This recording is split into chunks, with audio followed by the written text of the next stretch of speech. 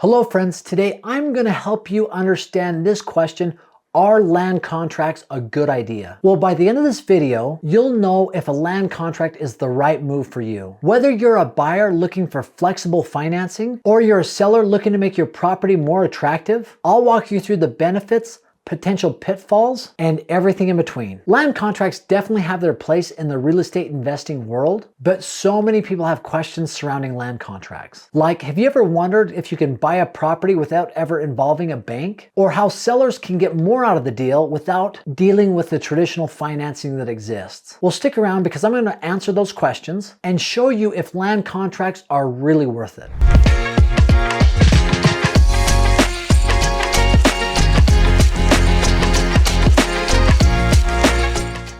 Let's first dive in and define exactly what land contracts are. Next, I want to give you the perspective from both the buyer and the seller when it comes to land contracts. This will help make you more informed. Finally, I'm going to outline the pros and cons and ultimately show you who benefits the most when it comes to a land contract. If you're ready, let's go. A land contract is a legal agreement for a seller finance purchase that doesn't involve banks or traditional financing or mortgage options. Instead, the buyer is going to make periodic monthly payments to the seller, and that will be done every single month until it is paid in full. A land contract is sometimes called a bond for title or a contract for deed. So now let's break down and talk about the components of a land contract. Well, first off, there's the sales price, and that's going to be negotiated between the buyer and the seller. There's the interest rate that the buyer is going to pay.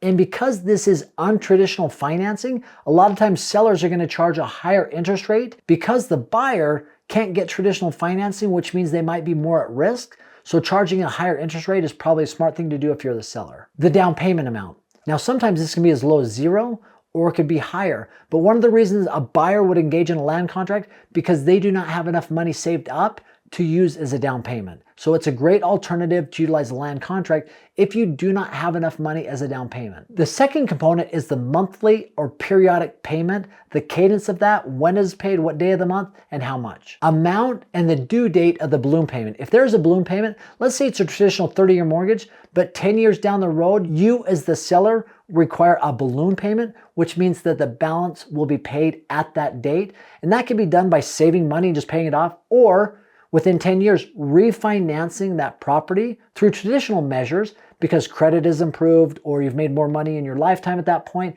And then at that point, you can pay off that balloon payment. Another component is the loan term. This is how long the buyer has to pay off the purchase price. Another thing is called equitable title, which is really important for you as the buyer. This is going to prevent the seller from reselling to a third party or taking out liens on the property. Another important component would be a requirement to record this land contract with the appropriate government agency. And also within that land contract, assurances that there's no taxes owed or any liens existing on the property. So when is a land contract typically utilized? Well, on the buyer's side, as I mentioned briefly, a lot of times it's utilized for a buyer that cannot get traditional financing. Maybe they have a weak credit history. Maybe they don't have enough credit to be able to purchase a property.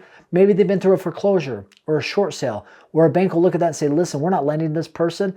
Because a lot of times with a foreclosure, you'll have to wait 7 years or longer to be able to get a mortgage again. As far as a real estate strategy where a person would utilize a land contract, the one that I've seen used more than any other time is a strategy called slow flipping. This is a strategy that I'm currently utilizing right now, and here's exactly how it works. So I'm looking in the Midwest for properties that are below $70,000, and I'm getting those properties at 25 to 35% below asking price or market value. Now, because I need properties to fit in that box, I'm putting quite a few offers on properties, but I'm only getting a few accepted. So it might be one accepted for every 10 or 15 offers that I put out there. And there's probably some negotiation back and forth. So they might have it listed at 70, I might offer 48, and eventually settle it maybe at $52,000 or $53,000.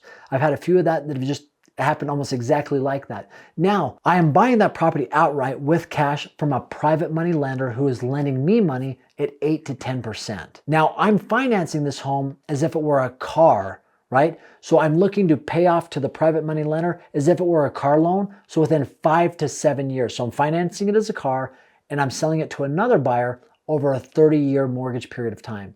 So understand this. The payments that I'm making this individual at 8-10% within 5 to 7 years, I've got to make sure that that payment to them is less than the money I'm receiving from the buyer that I'm financing over 30 years. The biggest way to do that is selling it to a potential buyer at market price or a little bit above market price, because I'm willing to finance the whole property of those individuals. So if I'm getting the property at 50, I'm selling it 70, 72, $75,000. So that's going to help me with the mortgage payment that I receive from them at a higher interest rate to be able to make the full payment every single month to my private money lender. Now here's the cool thing about a slow flip. In 5 to 7 years, once this property is paid off in full, even though each month during that 5 to 7 years, I'm not making that much money, when it's paid off in full, I am making all that money every single month. And because it's a land contract, the buyer's responsible for the taxes, the mortgage, the maintenance, the insurance, everything. So that money coming in is fantastic. And it requires zero money out of my pocket. The private money lender's happy because they have a piece of property that's well below market value that is secured 100% by a piece of property. So it becomes a good investment for them. So I love utilizing land contracts when it comes to slow flips. And think about it. If you can utilize this strategy and get one home, could you get 10? Could you get 20? Could you get 30? Absolutely. I know an individual who has 150 slow flips under his belt. And think about it, even if you had 20, and let's say the average mortgage payment coming into you on these homes was $1,000, and you had 20 of them, in 5 to 7 years, those mortgages are paid off, you'll have $20,000 coming in every single month off those 20 properties. And you're going to own properties that are free and clear and appreciating every single year. It is a pretty awesome strategy and a great way to utilize land contracts, because the land contract really benefits the seller, where you can act as the landlord but none of the landlord responsibilities.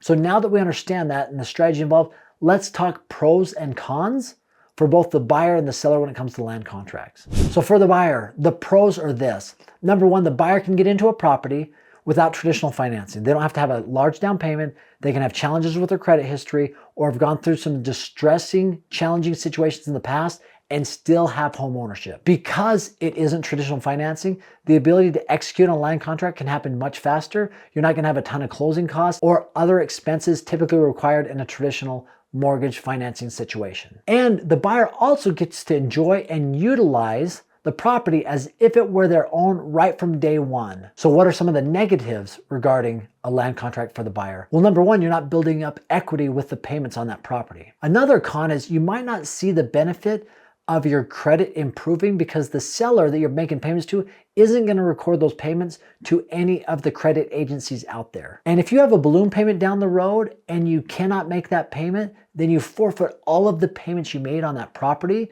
without receiving anything back. And one of the biggest negatives for the buyer is if you ever default and do not make payments on the property, the seller has the right to evict you from that property, not foreclose on it. Foreclosure sometimes goes through courts. It takes a lot of time. It costs money. But because it's a land contract, the seller can act like the landlord and just evict you from the property if you default or stop making payments. And you forego and forfeit all of those previous monthly payments that you made on that property through that land contract. So that is probably the most dangerous or negative thing about a land contract for the buyer. So what are some of the pros for the seller? Well, number one, the seller can charge more than the bank because they're dealing with somebody maybe is a little bit more of a credit risk. So higher interest rate is definitely something they can do and make more money because of that. Obviously, as I mentioned, if the buyer defaults, the seller can evict them from the property and keep all the previous payments. It takes much less time to finalize and get a land contract done than traditional financing options. And one other benefit, if there's an existing mortgage on the property, the sellers don't need to pay off that existing mortgage to do a land contract. They can just utilize the payments from the buyer to then make the payments to their mortgage company and keep the difference. So what are some of the negatives to the seller? Well, number one is you risk defaulting on the property, right? If you have a person whose credit history is maybe more challenging or difficult, let's say they don't pay the taxes and you don't realize that that has been happening, which is something you should probably check on a regular basis, you could be caught in a situation where there's a tax bill that is due that is accumulated over time and has interest associated with it.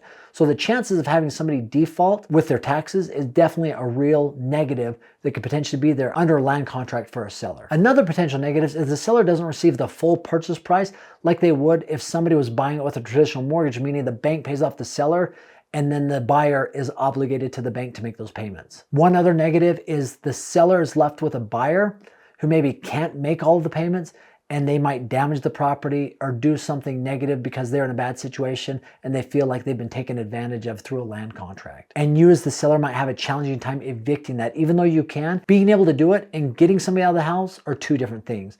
But these are some things that I've seen when utilizing a land contract. And I think if you are a seller, they're definitely a good deal, but I'd be interested in your feedback. What have you seen? Benefits, negatives of a land contract? Please comment below. Let's engage in a dialogue. And as always, just for stopping by and watching this video, I've got a free gift for you. It is a short-term rental calculator. You input the price of the home, the income, the expenses, and the software will spit out to you whether it is a good deal or not. It's 100% free, no obligations. Just click on the link below, aaronsfreetraining.com, to access it. Thanks for stopping by. Have an amazing day.